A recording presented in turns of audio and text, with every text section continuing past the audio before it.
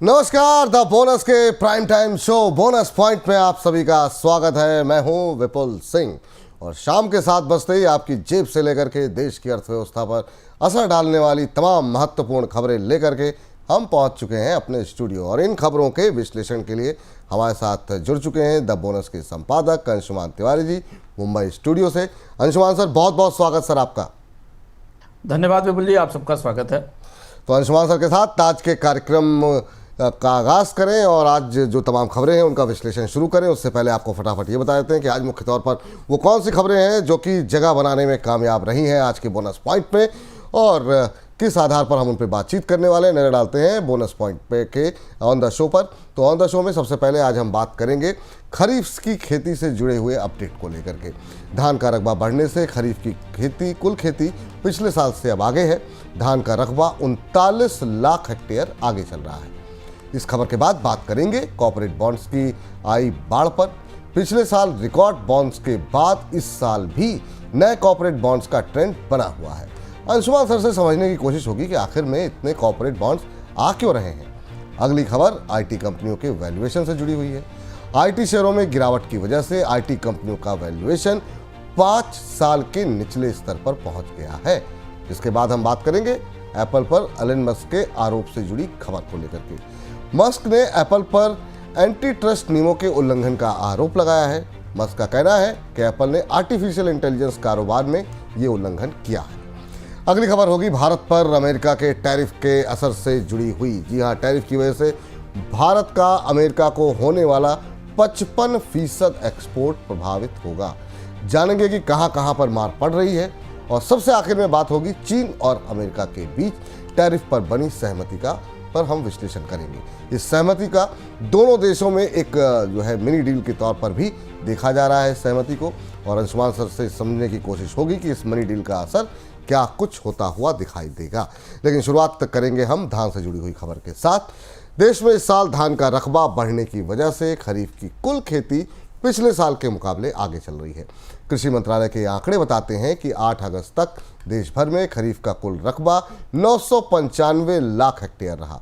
पिछले साल इस दौरान 957 लाख हेक्टेयर में फसल लगी थी। धान की खेती की बात करें तो पिछले साल के मुकाबले करीब 39 लाख हेक्टेयर आगे है और रकबा 365 लाख हेक्टेयर के करीब पहुंच गया है। हालांकि इस साल तिलहन, कपास और तुअर का रकबा पिछले साल के मुकाबले पिछड़ा हुआ है। सर, अभी जो बोइंग के नंबर, बुआई के आंकड़े जो दिखाई दे रहे हैं, उनके भीतर क्या तस्वीर निकल करके सामने आती हुई दिखाई दे रही है आपको? विपुल जी, स्वयं के आंकड़े अगर आप करीब से देखें तो आपको जो संकेत मिल रहे हैं कि भारत को दिवाली के आसपास दलहन और तिलहन की महंगाई के लिए तैयार हो जाना चाहिए। अगर आप मोटे तौर पर समझने की कोशिश करें, भारत में अच्छे मानसून के बाद, अच्छे एमएसपी के बाद भी पूरे के पूरे खरीफ के रकबे में केवल 4% की बढ़ोतरी दिखती है और इसमें भी अधिकांश बढ़ोतरी धान के कारण है। धान की बुआई अच्छी रही है और भारत के पास अनाज का भंडार बहुत अच्छा है। चावल भी अच्छा होगा, चाहे तो भारत और ज़्यादा निर्यात दुनिया में बढ़ा सकता है। लेकिन इसके बाद भारत की निर्भरता जिन फसलों पर आयात के लिए है, उन सब के रकबे में कोई बड़ी बढ़ोतरी नहीं हुई। दलहन का रकबा लगभग वही है जो आपकी स्क्रीन पर दिख रहा है। तुअर के रकबे में तो कमी आई है। तिलहनों में भी ठीक ठाक कमी दिखाई दे रही है। इसमें मूंगफली और सोयाबीन के रकबे में भी में कमी दिख रही है। तो ये जो दो महत्वपूर्ण फसलें हैं जिनके लिए भारत की खाद्य अर्थव्यवस्था इंपोर्ट पर निर्भर है, उस मामले में इस बार भी राहत मिलने की उम्मीद नहीं है। एमएसपी बढ़ाने के बावजूद, तमाम चीज़ों के बावजूद ये मुहिम फिर कमजोर पड़ती दिख रही है। तो अगर रिजर्व बैंक इस आंकड़े को करीब से देखने की कोशिश करेगा, जानने की कोशिश करेगा, तो उसे ये समझ में आएगा कि फिर भारत में इन दो प्रमुख फसलों के उत्पादन में या इनकी पैदावार में बढ़ोतरी नहीं होगी, कमी होने की संभावना है और जिस वजह से भारत को इनका आयात करना पड़ेगा, जिसका असर हमें कीमतों पर दिखाई देगा। इस बीच पाकिस्तान के साथ व्यापार में पूरी तरह से रोक के बावजूद कई भारतीय चावल कंपनियों की इकाइयां पाकिस्तान से बासमती खरीद रही हैं। एक रिपोर्ट के मुताबिक जिन भारतीय कंपनियों की इकाइयों ने पाकिस्तान से बासमती चावल की खरीद की है, उनमें ऐसी कंपनियां भी शामिल हैं जो भारतीय शेयर बाजार में लिस्ट हैं। रिपोर्ट में बताया गया है कि इस साल मई की शुरुआत में भारतीय कंपनियों को पाकिस्तान से व्यापार पूरी तरह बंद करने के निर्देश के बावजूद पाकिस्तान से चावल की खरीद हुई और बीते एक दशक में भारतीय कंपनियों की इकाइयों ने पाकिस्तान से करीब $2.5 अरब का बासमती चावल खरीदा है। सर आखिर में ये पूरा मामला है क्या, और रोक के बावजूद ये कंपनियां पाकिस्तान से चावल खरीद क्यों रही थी? ये बेहद सनसनीखेज मामला है। इसमें दो तीन चीजें हैं। भारत और पाकिस्तान के बीच जो संबंध हाल में खराब हुए और रोक लगाई गई, उसके बाद भी खरीदारी हुई। पर ये जो सोर्सिंग है बासमती की, उसे लेकर भी भारत की सरकार या भारत के नियामक इस पर ध्यान नहीं दे पाए कि भारतीय कंपनियां जो यूरोप के देशों में हैं वो पाकिस्तान से बासमती खरीदकर उसे अंतर्राष्ट्रीय बाजार में निर्यात कर रही हैं। और इसकी सूचना तो स्टॉक एक्सचेंज को और तमाम अलग जानकारियों से मिली है। इसकी प्रमुख वजह यह है कि पाकिस्तान का बासमती सस्ता है और इसलिए पाकिस्तान के बासमती को भारतीय बासमती बताकर बेचा जाता है। और यहां काफी गफलत है और इस मामले की जांच होगी तो और भी चीजें खुलेंगी, क्योंकि भारतीय बासमती और पाकिस्तान की बासमती के बीच एक लंबी डिबेट है, एक विवाद है। और भारतीय बासमती को एक अलग तरीके की पोजीशन के साथ, टैगिंग के साथ बेचा जाता है। लेकिन ये कंपनियां ज्यादा मुनाफे के चक्कर में पाकिस्तान के बासमती को खरीदकर भारतीय बासमती के नाम से बेच रही थी। प्रथम दृष्टया इस खबर से ऐसा लगता है। पर ज्यादा गंभीर बात यह है कि हाल में भारत और पाकिस्तान के संबंध खराब होने के बाद भी ये चावल खरीदकर बेचा गया है। और सबसे महत्वपूर्ण बात है कि बीते 10 साल से ऐसा हो रहा है। यानी भारतीय नियामकों को इस बारे में कोई जानकारी और सूचना नहीं थी कि भारतीय कंपनियां, जो भारत, इसमें से कुछ भारतीय स्टॉक मार्केट में सूचीबद्ध भी हैं, जो ये कंपनियां निर्यात में इस तरीके की प्रक्रिया अपना रही हैं, जो कि ना तो पारदर्शी है और ना हाल फिलहाल के रिश्तों के हिसाब से ठीक है। इस बीच भारतीय कंपनियों की तरफ से कॉर्पोरेट बॉन्ड के जरिए फंड जुटाने के ट्रेंड में बढ़ोतरी देखने को मिली है। वित्त वर्ष 2024-25 में कॉर्पोरेट बॉन्ड के जरिए रिकॉर्ड पैसा जुटाने के बाद इस साल भी कंपनियों की तरफ से बॉन्ड जारी करने का सिलसिला बना हुआ है। रिपोर्ट के मुताबिक अगस्त के दौरान करीब 30,000 करोड़ रुपए के कॉर्पोरेट बॉन्ड जारी हो सकते हैं। इस साल अप्रैल से जुलाई के दौरान कॉर्पोरेट बॉन्ड्स के जरिए कंपनियां 4 लाख करोड़ से ज़्यादा का फंड ऑलरेडी जुटा चुकी हैं। सर, कौन सी कंपनियां हैं जिनके बॉन्ड जारी हुए हैं और आगे भी जारी किन कंपनियों के जारी होने की बात हो रही है? विपुल जी, शेयर बाजार उतार चढ़ाव का शिकार है और सुस्ती है, मंदी है, डर है, खौफ है, लेकिन बॉन्ड बाजार जबरदस्त ढंग से गुलजार है। और इसलिए इस खबर को आज हमने शामिल किया है कि भारत के कॉर्पोरेट बॉन्ड बाजार को, जिसे लंबे समय से सुस्त और सोया हुआ माना जा रहा था, वहां बड़ी गतिविधियां दिखाई दे रही हैं। पिछले वित्त वर्ष में भारतीय कंपनियों ने कॉर्पोरेट बॉन्ड के जरिए करीब करीब 9 से 10 लाख करोड़ रुपए जुटाए, जो कि रिकॉर्ड था। और अगर 2024 की तुलना में देखें तो ये 24% से के आसपास ज्यादा दिखाई दे रहा है। और यह भारत के कॉर्पोरेट बॉन्ड बाजार का अब तक का सबसे बड़ा आंकड़ा है। दिसंबर 2024 तक कॉर्पोरेट बॉन्ड का जो टोटल लायबिलिटीज थी या जो ड्यूज थे वो 51 लाख करोड़ के आसपास थे, जो टोटल भारत का जो घरेलू ऋण बाजार है उसका करीब करीब 1/4 है। 2025 के बड़े बॉन्ड जारी, या इसमें ESG बॉन्ड भी हैं जो जुटाए गए। अगर आप 2025 के बड़े बॉन्ड देखें तो power finance corporation, NABARD, NHI ने PSUs थे जिन्होंने उठाए थे। NBFCs में HDFC, LIC housing, Bajaj finance, Poonawalla Fincorp, L&T finance, Tata capital, corporates में रिलायंस, सारी बड़ी कंपनियां शामिल थी। हाल के बॉन्ड्स में पूनावाला फिनकॉर्प है जो अभी आया है, इसके बाद HDB फाइनेंशियल सर्विसेज है जो अभी आया है, और इंडेल मनी है। इसके अलावा ESG बॉन्ड से भी पैसे उठाए गए हैं। तो ये पूरा का पूरा बाजार शेयर बाजार से अलग काफी तेजी से बढ़ रहा है और यह भारत के बॉन्ड बाजार की सेहत के लिए एक अच्छी खबर है। हाँ, चलिए ठीक है सर। और इस बीच सवाल अगला महत्वपूर्ण ये है सर कि इतने ज़्यादा कॉर्पोरेट बॉन्ड आखिर में आने की वजह आप देख क्या रहे हैं, और आगे कौन सी वो कंपनियां हैं जो कि बॉन्ड जो है अपने जारी कर सकती हैं? कि दो महत्वपूर्ण चीजें, एक तो बॉन्ड से आपको लंबे समय के लिए पैसा मिलता है, क्योंकि RBI ने ब्याज दरों में कमी की, लगभग 100 बेसिस पॉइंट की कमी तो हो ही गई। उसके बाद बाजार से बॉन्ड कर्ज लेने की लागत में कमी आई। कंपनियां आप अपने एक्सपेंशन के लिए और रिफाइनेंसिंग के लिए बॉन्ड मार्केट का इस्तेमाल कर रही हैं। इसमें में दिलचस्प बात है कि जब बॉन्ड के भीतर जाके देखें तो आप इसमें प्राइवेट प्लेसमेंट के बॉन्ड ज़्यादा बड़े दिखते हैं और छोटी अवधि के बॉन्ड्स हैं, लंबी अवधि के बॉन्ड भी नहीं है जिस कंपनियों को ये सस्ता कर्ज मिल जाता है, जो उन्हें बैंकों से सीधे कर्ज लेने की स्थिति में या बाजार में इक्विटी ऑफलोड करने की ज़रूरतों से बचाता है।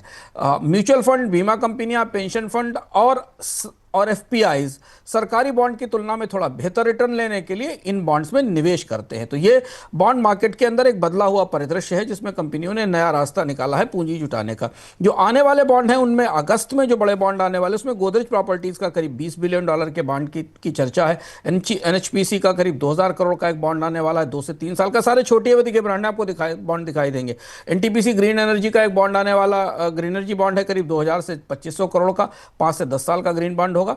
इसके अलावा टोरेंट पावर ग्रिड और जीएमआर के भी बॉन्ड्स आने वाले हैं, हालांकि इनकी राशि भी घोषित नहीं हुई है। तो बड़ा डाइवर्सिफाइड और बॉन्ड बाजार, भारत के का कॉर्पोरेट बॉन्ड बाजार इस समय दिखाई दे रहा है।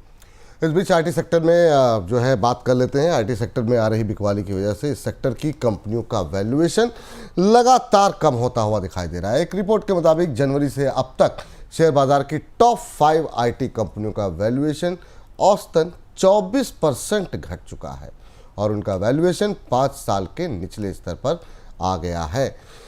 सर, भारतीय जो आईटी कंपनियां हैं उनको आखिर में हुआ क्या है और कोई संभावनाएं दिखाई दे रही हैं इस स्थिति से निकलने की? बड़ा बड़ा लंबा किस्सा है विपुल जी, इसको तो हम बेहतर ये होगा कि हम अपने दर्शकों से कहें कि इस बार का अर्थ हम देख लें, क्योंकि कहानी भारत के आईटी उद्योग की ये जो स्थिति आपको दिखाई दे रही है, इनका ट्रेलिंग पी जो है वो कम से 36 टाइम्स था दिसंबर 2021 में, जो अब केवल 22 से 23 टाइम्स के आसपास है। सेक्टर में विदेशी निवेशकों ने सबसे बड़ी बिकवाली की है, वैल्यूएशन में जबरदस्त गिरावट आई है। ये भारत की गोल्डन स्टोरी थी, भारत की सबसे सुनहली कहानी थी जिसे हमने बढ़ते हुए देखा था और इसके पीछे एक विशाल शिक्षा ढांचा भी तैयार हुआ था। हमें ये लगता है विपुल जी कि आर्टिफिशियल इंटेलिजेंस आने के बाद भारतीय आईटी कंपनियों की समस्या शुरू हुई, लेकिन वो आधा सच है, अर्ध सत्य है। भारतीय आईटी कंपनियों के भीतर कुछ ढांचागत चुनौतियां थी, कहीं कुछ आलस्य था, प्रमाद था, कुछ अहंकार था, जिसने भारतीय आईटी उद्योग को अचानक एक चमकती हुई कहानी से इस स्थिति में ला दिया कि अब इस आईटी स्टॉक्स को कोई छूना नहीं चाहता जो बाजार के नूरे नजर थे। विस्तार से अगर आप कुछ जानना चाहते हो इस खबर को और इस वजह जानना चाहते हो कि भारतीय आईटी कंपनियों के भीतर क्या हो रहा है, तो इस बार का अर्थ हम जरूर देखिएगा जो पिछले सप्ताह हमने पोस्ट किया था। आप जाकर तो आपको जानकारी मिलेगी कि कैसे इन कंपनियों के रेवेन्यू मॉडल दरक गए, कैसे इनके बाजार इनके हाथ से निकल गए और कैसे इन कंपनियों ने कुछ ऐसा नया किया नहीं जो इस समय बदलती हुई आईटी की होड़ में इन्हें आगे खड़ा रख सके। ठीक, अगली खबर का रुख करते हैं। अमेरिकी उद्योगपति एलन मस्क ने अमेरिकी टेक कंपनी एप्पल के खिलाफ कानूनी कार्रवाई की चेतावनी दी है। मस्क ने एप्पल के साथ ओपन एआई की पार्टनरशिप को लेकर के निशाना साधा। मस्क ने कहा कि एप्पल का व्यवहार ऐसा है जिससे ऐप स्टोर पर ओपन एआई के अलावा कोई दूसरी एआई कंपनी नंबर 1 पर नहीं पहुंच सकती, जो कि एंटी ट्रस्ट नियमों का उल्लंघन है। सर, आखिर में इस पूरे झगड़े की, इस पूरे झमेले की वजह क्या है? किस वजह से इस तरह के आरोप प्रत्यारोप लग रहे हैं? पुराना झगड़ा है पहले तो मस्क और ओपन एआई का, जो डोनाल्ड ट्रंप के आने से पहले और मस्क के सरकार में शामिल होने से पहले से चल रहा है, क्योंकि एलन मस्क लगातार ओपन एआई पर इस बात का आरोप लगा रहे हैं कि वो उन्होंने जो सिस्टम शामिल किए बनाया है वो पब्लिक के लिए नहीं और इस पर है और उस पर तमाम तरीके के कानूनी सवाल उठाए हैं एलन मस्क ने। अब यहाँ ताज़ा विवाद शुरू हुआ एप्पल के अपने एप्पल ऐप स्टोर को लेकर। एप्पल ने अपने ऐप स्टोर पर एलन मस्क के ग्रोक, जो कि उनका एआई है, और एक्स, जो कि उनका शॉर्ट मैसेज प्लेटफॉर्म है, जो ट्विटर की जगह जिसका नाम जो ट्विटर का नया नाम है, इन दोनों को अपने ऐप स्टोर पर मस्ट हैव सेक्शन में नहीं रखा है, जबकि ओपन आई को उसमें रखा गया है। जब भी कोई मोबाइल फ़ोन कंपनी या मोबाइल फ़ोन प्रोवाइडर अपने ऐप स्टोर में अपने ऐप के ढांचे में किसी खास ऐप को वरीयता देना चाहता है तो उसे वो मस्ट हैव सेक्शन में लेकर आता है। और मस्क इसी बात पर नाराज है और उनका मानना है कि एक्स और ग्रोक दुनिया के सबसे अच्छे ऐप हैं, लेकिन एप्पल और ओपन एआई मिलकर उन्हें बाजार से बाहर करने की कोशिश कर रहे हैं और जो एप्पल फ़ोन के उपभोक्ता हैं उन्हें वरीयता पर ग्रोक और एक्स में एक्सेस नहीं मिल रही है। ये विवाद थोड़ा बड़ा हो सकता है क्योंकि मस्क ने कहा है कि वो इसके खिलाफ कानूनी कार्रवाई करेंगे। इस बीच अमेरिकी राष्ट्रपति ट्रंप और रूस के राष्ट्रपति पुतिन के बीच रूस यूक्रेन युद्ध को लेकर के शुक्रवार को होने वाली शांति वार्ता पर यूरोप की नज़रें बनी हुई हैं। यूरोपीय देशों को इस बात का डर है कि इस शांति वार्ता में यूक्रेन के हितों से समझौता हो सकता है। यूरोप को इस बात का भी डर है कि ट्रंप और पुतिन की शांति वार्ता में यूक्रेन के बड़े हिस्से को रूस को सौंपा जा सकता है। इसी डर की वजह से यूरोप के विदेश मंत्री आपात बैठक भी कर रहे हैं।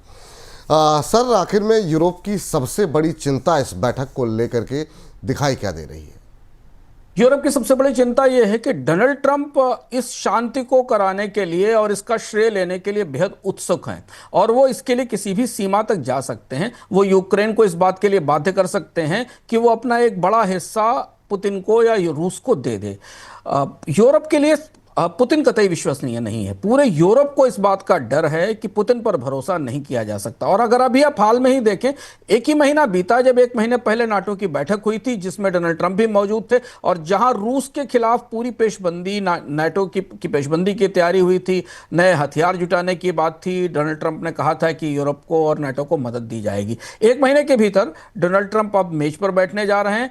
यूरोप को इस बात पर भरोसा नहीं हो पा रहा है कि पुतिन किसी तरह से शांति चाहते हैं। दूसरी चीज है कि अगर इस समझौते में जमीन का हिस्से या सीमाओं का में बदला हुआ, जमीन का लेन देन हुआ, बॉर्डर्स बदले गए, तो यूरोप के लिए बेहद चुनौतीपूर्ण स्थिति होगी। क्योंकि यूरोप के राजनयिक मान रहे हैं कि एक बार पुतिन ने अगर ऐसा कर लिया तो फिर वो कई जगह ऐसा करने की कोशिश करेंगे। और इसलिए इस शांति वार्ता की कोशिश में ईयू या यूरोप एक अलग ध्रुव बनता दिखाई दे रहा है। वो यूक्रेन के साथ खड़ा हुआ है, जबकि यूक्रेन फिलहाल इस वार्ता में शामिल नहीं है। ये बातचीत डोनाल्ड ट्रंप और पुतिन के बीच होनी है। यूक्रेन जो कि युद्ध का एक पक्ष है, उसे इससे दूर रखा गया है। तो ईयू का यह भी कहना है कि इस फैसले में यूक्रेन को शामिल किया जाए, दो बड़े नेता मिलकर फैसला कर लें और यूक्रेन पर थोप दें। ऐसा नहीं हो सकता। तो गहरा विश्वास है पुतिन को लेकर, और इसके साथ लोगों को यह भी, यूरोप के नेताओं को यह भी लग रहा है कि डोनाल्ड ट्रंप कहीं कोई ऐसा समझौता ना कर दें जो बाद में यूरोप की एकजुटता के लिए, यूरोप की सुरक्षा के लिए खतरा बन जाए। लेकिन सर, ट्रंप का प्लान आपको लग क्या रहा है? मतलब आप क्या देख पा रहे हैं इस मुलाकात के पीछे? संभावनाएं क्या दिखाई दे रही हैं? आशंकाएं तो बहुत सारी हैं। डोनाल्ड ट्रंप ने अपनी 2-3 बातें बदली हैं 2-3 दिनों में। जब ये अलास्का वाली बैठक की तैयारी हुई थी तब डोनाल्ड ट्रंप का उत्साह थोड़ा ज्यादा था। उनको लग रहा था कि पुतिन इस बात के लिए तैयार हो गए और एक सहमति बना ली जाएगी। उसके बाद जब पुतिन ने यह बात कही कि वो पूर्वी यूक्रेन का एक बड़ा हिस्सा लेना चाहते हैं, उसके बाद से विरोध शुरू हुआ। अब डोनाल्ड ट्रंप भी थोड़ा सशंकित हैं। उनके जो उपराष्ट्रपति हैं डिप्टी जेडी वांस, उन्होंने कहा कोई ऐसा समझौता नहीं हो सकता जो दोनों पक्षों को सहमति दिखाई दे। इस मामले में ट्रंप का जो ताजा बयान आया कल, वो समझना जरूरी है। ट्रंप ने कहा कि वो वार्तालाप के बीच में कुछ ही मिनट में जान जाएंगे कि सहमति होने वाली है कि नहीं है। तो ट्रंप को भी ये पता है कि बेहद जटिल कॉम्प्लेक्स मामला है। पुतिन को राजी करने के लिए यूक्रेन को कुछ बड़ा देना पड़ेगा, खासतौर से यूक्रेन को अपने बॉर्डर्स बदलने पड़ेंगे, सीमा का एक बड़ा हिस्सा देना पड़ेगा, और ऐसा करने के लिए यूक्रेन तैयार नहीं होगा। यूक्रेन को अगर तैयार भी किया जाए तो यूरोप तैयार नहीं होगा। तो डोनाल्ड ट्रंप अब यहां से 15 अगस्त तक अपेक्षाओं को थोड़ा कम करने की कोशिश करेंगे, क्यों एक्सपेक्टेशंस को थोड़ा लगाम देने की कोशिश करेंगे, क्योंकि दुनिया को लग रहा है कि ट्रंप के दखल से यहां शांति आने की संभावना है। पर बातचीत उतनी आसान होती दिखाई नहीं दे रही है। हाँ, बातचीत आसान तो दिखाई नहीं दे रही। अब इसको लेकर के रोज़ बरोज़ हमारी निगाहें बनी हुई हैं। अब देखना यह है शुक्रवार के दिन क्या कुछ फैसला आता है। महत्वपूर्ण दिन रहेगा। भारत की भी निगाहें वहाँ पर लगी हुई हैं। इन सब के बीच भारत पर अमेरिका के 50% टैरिफ को लेकर के सरकार ने संसदीय समिति को बताया है कि टैरिफ की वजह से भारत से अमेरिका को होने वाले 55% एक्सपोर्ट पर असर पड़ेगा। उधर सरकार ने टैरिफ की मार से छोटी और मझोली इकाइयों को बचाने के लिए भी तैयारियां शुरू कर दी हैं। रिपोर्ट में बताया गया है कि वित्त मंत्रालय एमएसएमई सेक्टर के लिए क्रेडिट गारंटी योजना लेकर के आ रहा है, जिसके तहत छोटी कंपनियों को 10 से 15% क्रेडिट गारंटी दी जा सकती है। उधर डायमंड वर्कर्स यूनियन का दावा है कि अमेरिकी टैरिफ की वजह से डायमंड उद्योग में 4 महीने में करीब 1 लाख लोगों की नौकरी गई है। उधर रूसी तेल के इंपोर्ट के लिए भारत पर लगे अतिरिक्त टैरिफ की वजह से भारत के ऑयल इंपोर्ट का बिल भी बढ़ने की आशंका जताई जा रही है। सर, अब ये जो स्थिति चौतरफा घिरने वाली हो गई है, भारत के लिए इससे निपटने की स्ट्रेटजी, रणनीति आपको क्या दिखाई दे रही है? देखिए, अभी तो तात्कालिक तौर पर अगर आप सरकार की प्रतिक्रिया देखें और अधिकारियों से बात करें तो भारत इस झटके के लिए तैयार नहीं था। इतने बड़े झटके के लिए तैयार नहीं था। 20% टैरिफ तक की बात जो हम बराबर बोनस पॉइंट के दर्शकों को बता रहे हैं, और यदि आप लगातार हमसे जुड़े हैं तो हम लगातार आपको वो चीज़ें बता रहे हैं जो हो सकती हैं, होने वाली हैं, तथ्यों के साथ, और वो परिस्थितियां आपके सामने आती। भारत इस बात के लिए तैयार नहीं था कि 50% टैरिफ आएगा, 25% का पीनल टैरिफ आएगा। तो पहली चीज़ ये, इतना बड़ा नुकसान निर्यात में, करीब करीब 50 से 60 बिलियन डॉलर का नुकसान, 55% अमेरिका का निर्यात घट जाना, ये इसके लिए भारतीय कंपनियां, भारत की सरकार किसी तरह से तैयार नहीं थी। तो ये शॉकर है, ये झटका है, उसे बर्दाश्त करने की कोशिश की जा रही। पहले दिन तो कुछ कहा नहीं गया, अब सरकार की तरफ से माना गया कि करीब करीब आधा अमेरिकी निर्यात इससे प्रभावित होगा। तो तात्कालिक तौर पर सरकार के पास कोई बड़ी रणनीति नहीं है इससे निपटने के लिए, ऐसा हमें पिछले 3-4 दिन में दिखाई दे गया। कल ये राज्यों से कहा गया कि वो मदद करें, वो क्या मदद करेंगे? बेरोजगार होती कंपनियों को के कर्मचारियों की क्या दे सकते हैं, राज्यों के पास नहीं। अब ये बात चर्चा में निकल कर आई कि छोटे उद्योगों को क्रेडिट गारंटी स्कीम दी जाएगी। यही एक नपातुला उपाय है जो कोविड के दौरान भी इस्तेमाल होता है, बाकी जी के भी इस्तेमाल होता है कि वो बैंक से और ज़्यादा कर्ज ले लें।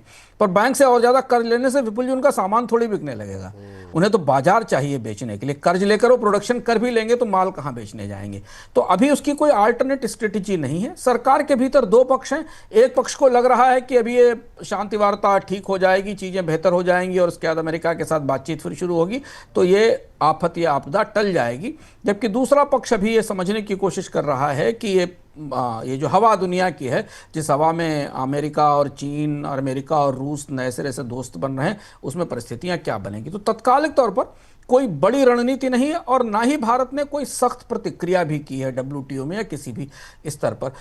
यथास्थिति बनाए रखने की कोशिश है, लेकिन उद्योग के लिए तो बेहद महंगा पड़ रहा है। डायमंड इंडस्ट्री में नौकरियां जा रही हैं। क्रिसमस का मौका है, सबसे महत्वपूर्ण बात है। देखिए, चीन ने डील कर ली क्रिसमस के मौके पर और बाजार खोने से बचा लिया। ये वो मौका है जब भारतीय निर्यातकों को सबसे ज़्यादा ऑर्डर मिलते हैं, क्योंकि इस समय जो उत्पादन होता है वो क्रिसमस के सीजन में अमेरिका में बिकता है।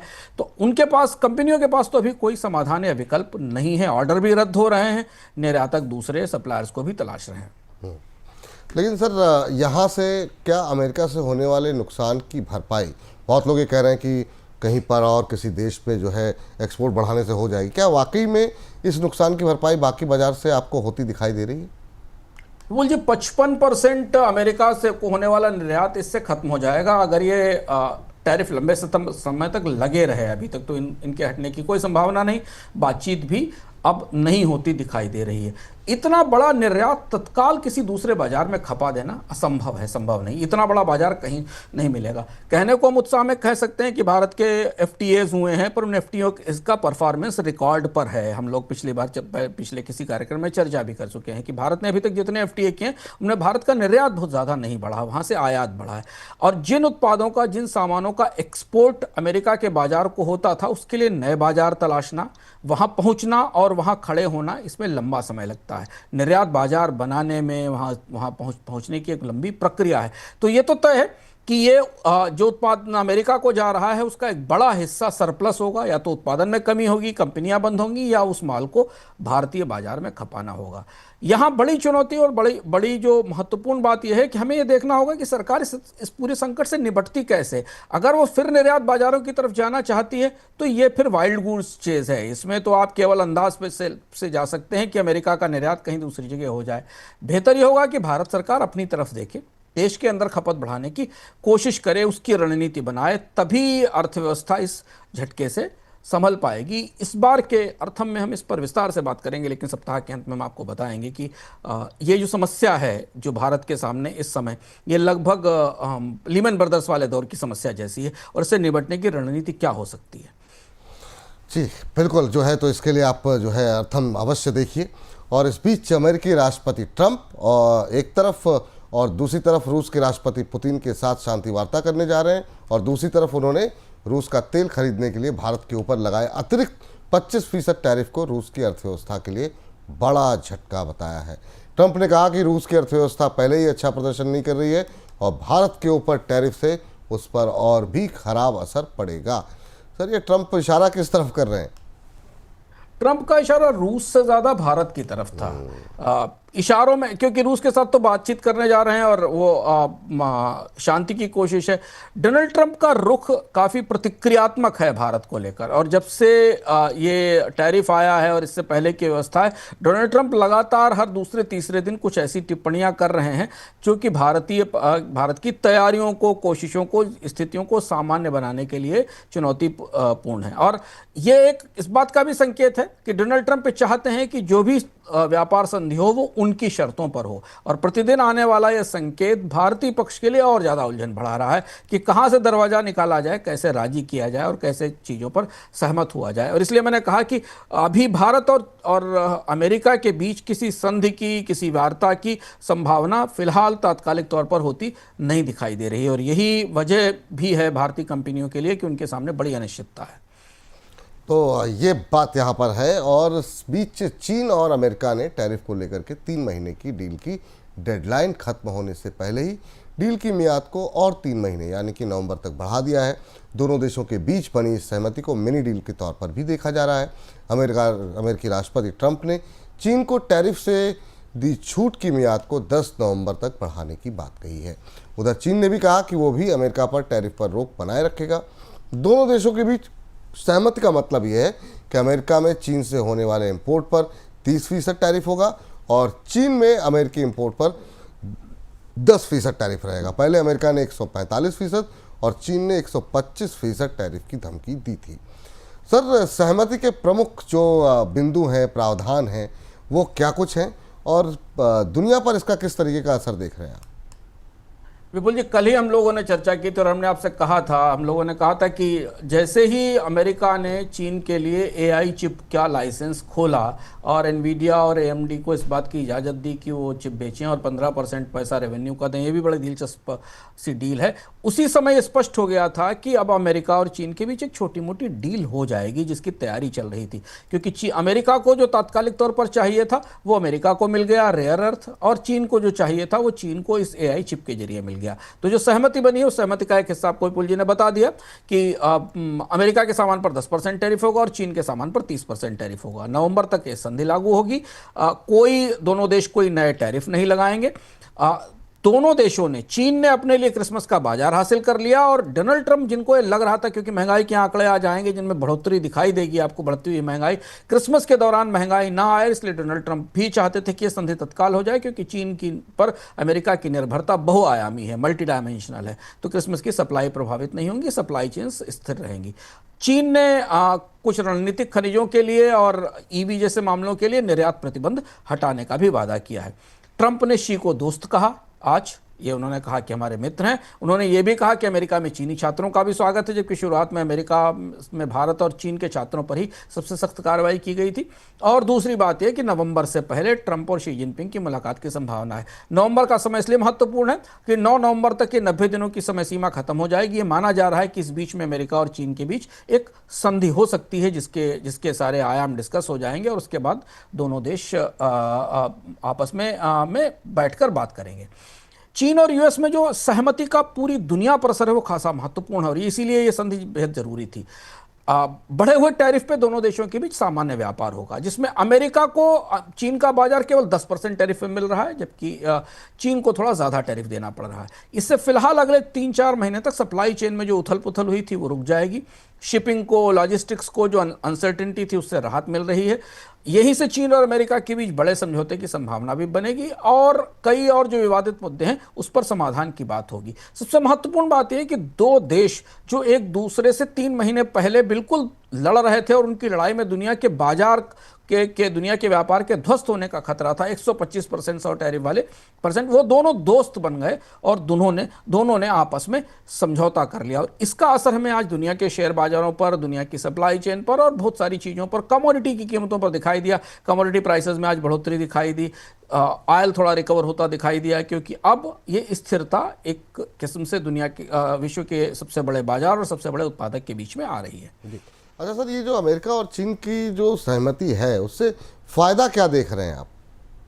बड़ा ये समीकरण समझना दिलचस्प है। देखिए, अमेरिकी उपभोक्ताओं को तत्काल बड़े उच्च टैरिफ से राहत मिल गई, क्योंकि केवल 34% पे अमेरिका में सामान जाएगा। इलेक्ट्रॉनिक्स, कपड़े, खिलौने जिनका बड़ा आयात होता था और जिनकी सबसे ज़्यादा ज़रूरत है अमेरिका के बाजार में इस समय त्योहारी मौसम में, उस पर टैरिफ नहीं बढ़ेगा। दूसरी चीज़ है कि सप्लाई चेन स्थिर हो गई। अमेरिका के व्यापारियों को स्टॉकिंग की सुविधा मिल गई, वो अगले 3 महीने के लिए स्टॉकिंग कर सकते हैं। अमेजॉन और बाकी जो कंपनियां, ऑनलाइन कंपनियां, वो सामान बेच सकती हैं और भविष्य की बातचीत के लिए रणनीतिक लाभ बरकरार है। अमेरिका को बहुत कुछ नहीं मिला इस डील में। अमेरिका को रेयर अर्थ मिल गया और थोड़ा सोयाबीन के निर्यात का रास्ता खुल गया, जो डोनाल्ड ट्रंप ने आज कहा भी कि शायद चाइना जो है वो अमेरिका से सोयाबीन का इंपोर्ट बढ़ा लेगा। पिछली जो संधि हुई थी 2017-18 में, उसमें भी सोयाबीन को शामिल हुआ था।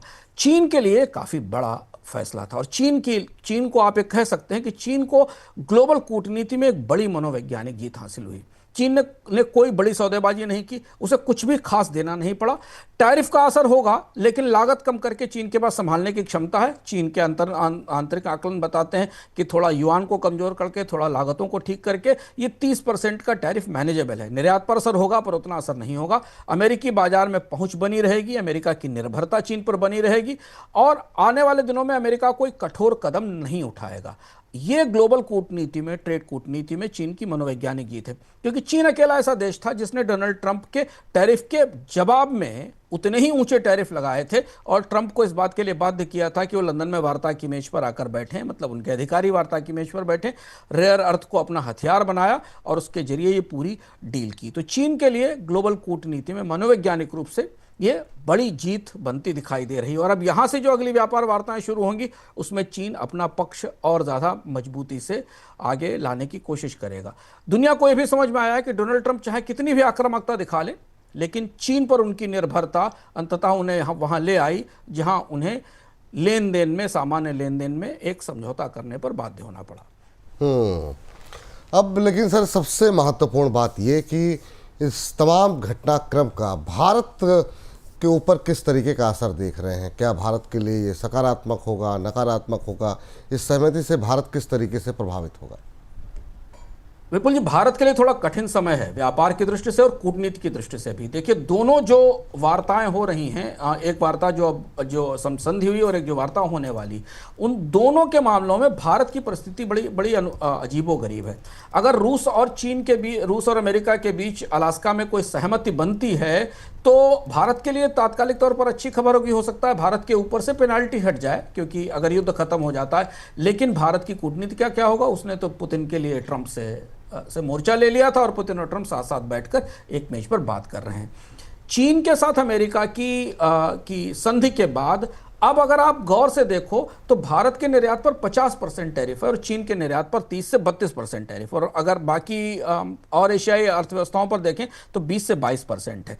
तो अमेरिका को निर्यात में अब भारत की प्रतिस्पर्धा और ज्यादा कमजोर होगी, और चीन इसके लिए तैयार था। इसलिए चीन बहुत तेजी से सप्लाई चेन में सामान भेजना शुरू करेगा अमेरिका के बाजारों के लिए, क्योंकि भारत की प्रतिस्पर्धा पहले से भी चीन के साथ कमजोर थी। ये इस परिस्थिति में चीन को एक बड़ी बढ़त मिली है। दूसरी चीज है कि चीन इस पूरे जंग में जीत के साथ उभरा है। मनोवैज्ञानिक रूप से उसने डोनाल्ड ट्रंप को अपने सामने अपनी शर्तों पर बाध्य किया है। तो अगर भारत के साथ चीन को कोई सौदेबाजी करनी हुई, भारत का रेयर अर्थ फंसा हुआ है, कई सारे महत्वपूर्ण कच्चे माल फंसे हुए हैं, तो चीन को सौदेबाजी में ताकत तो मिलेगी। और अगर ये बड़ी संधि होती है, ये विवाद यहीं खत्म हो जाता है और नवंबर तक चीन और अमेरिका के बीच में कोई बड़ी संधि होती है, तो फिर चीन से जिन कंपनियों को भारत लाया जा रहा था, या चाइना +1 की जो पॉलिसी थी, उन कंपनियों को भारत में बुलाने में बाधा होगी। तो ये जो दोनों संधियां हैं, ये चाहे वो अमेरिका और रूस के साथ बातचीत हो और चीन की संधि, भारत की ट्रेड डिप्लोमेसी को, भारत की व्यापारिक परिस्थिति को थोड़ा ज़्यादा चुनौतीपूर्ण बना रही हैं, और इसलिए ही भारतीय पक्ष के भीतर तमाम विकल्पों पर, अलग विकल्पों पर विचार चल रहा है। और इसलिए हमें इंतज़ार है कि भारत इन संधियों पर, इस व्यवस्था पर किस तरीके की प्रतिक्रिया देता है। और इसी वजह से आपको शेयर बाजार में इतनी बेचैनी, इतनी अनिश्चितता दिखाई दे रही है, क्योंकि बाजार को इस समय शेयरों से ज़्यादा कूटनीति के समीकरण समझ में नहीं आ रहे हैं। बात बिल्कुल सही कह रहे हैं, और इसी वजह से बाजार भी अपनी चाल निश्चित नहीं कर पा रहा है, कभी ऊपर कभी नीचे। बड़ी असमंजस की स्थिति है बाजार में। जब तक यहाँ से कोई क्लैरिटी नहीं आती है, तब तक बाजार में भी कोई स्पष्ट जो है चाल, चाहे ऊपर की तरफ या नीचे की तरफ, आती हुई दिखाई देगी नहीं। अंशुमान सर, बहुत बहुत शुक्रिया, बहुत बहुत धन्यवाद आज की चर्चा में जुड़ने के लिए और इन तमाम महत्वपूर्ण खबरों का विश्लेषण करने के लिए। बहुत बहुत धन्यवाद आपका। तो आज के कार्यक्रम को आप समाप्त करते हैं यहीं पर। आप लगातार बोनस के साथ बने रहिए। शेयर बाजार हो, कमोडिटी हो, पर्सनल फाइनेंस से जुड़ी खबरें हो, सब आपको एक ही मंच पर मिलेंगी। और लगातार अपने सुझाव भी अगर हैं तो बिल्कुल हमें देते रहिए। हमारी निगाहें आपके टिप्पणियों पर, आपके सुझावों पर बनी रहती है। हमें इजाज़त दीजिए और बोनस के साथ बने रहिए। नमस्कार।